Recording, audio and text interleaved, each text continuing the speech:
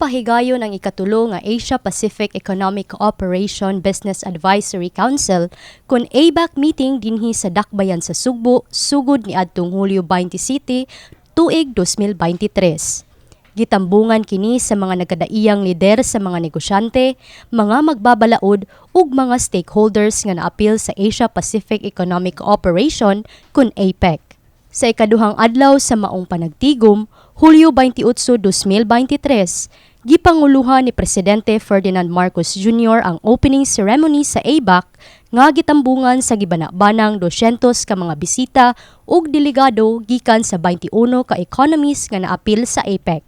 Nipadayag ang presidente sa iyang mga prioridad ug panlantaw alang sa paglambo sa kooperasyon sulod sa rehiyon sa Asia-Pacific, ilabi na sa iyang suporta alang sa giapurbahan nga work program sa ABAC mahitungod sa sustainable growth, serbisyo pinansyal, innovation ug digitalization.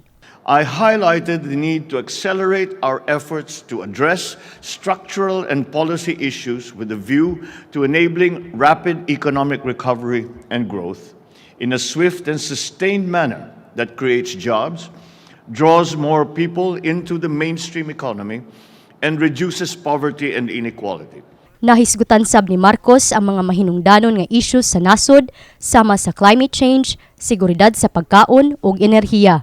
I also underscored that critical to this effort is our cooperation on issues such as food security, health systems, and of course, climate change. In the Philippines, our long-term ambition natin 2040, or our ambition for 2040, envisages comfortable, secure, and strongly rooted Filipinos where no one is poor or left behind.